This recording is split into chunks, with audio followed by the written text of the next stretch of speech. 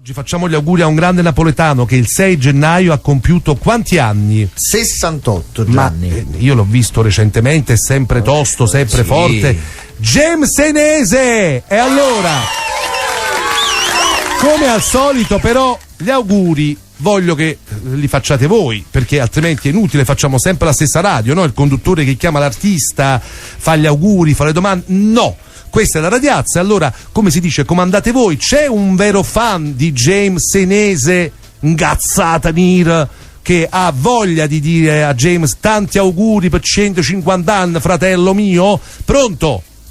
Scusi. Pronto? Chi è?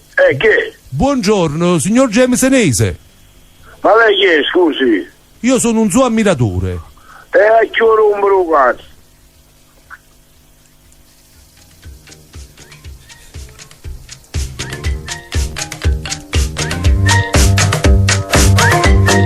Chiudiamo con questa incognita. Era James? Il vero James. Ho un minuto, ragazzi, ho un minuto. Vediamo se c'è un ascoltatore che vuole affrontarlo. 081 637 perché chiudiamo col grande mistero. Era James? Sì, secondo me sì. È stato fantastico. Pronto? Sì. Vuoi parlare con James? Pronto? Sì, pronto, vuoi parlare con James Senese? Sì. E hai il coraggio di affrontarlo dopo quello che ha detto poco fa? Assolutamente sì. Vai, richiamiamo, vediamo se Tu risponde. rischio e pericolo. Mamma mia, ragazzi, è stato grandioso James, ce l'ha già dice che però. Sono un suo ammiratore, a chi vuole un bulo cazzo grande. È da mettere su YouTube. Questo sarà ancora più ingrifato, Questo è ancora più ingrifato. Vedete se... Pronto? James, buongiorno, auguri. Chi è, scusi? Sono un radioascoltatore di Radio Marte, volevo approfittare, ma più che gli auguri volevo fare esprimere le emozioni che tu procuri a... Ma non ho capito, perché non metti il nome? Scusi, è sconosciuto. È esposto. No, ho capito, ma ma io non rispondo a nessuno. Cazzo, che l'ha risposto, non risponde a nessuno. Non hai capito, che io non rispondo a nessuno, non hai capito? Fatti raccontare questa poesia. Ti va?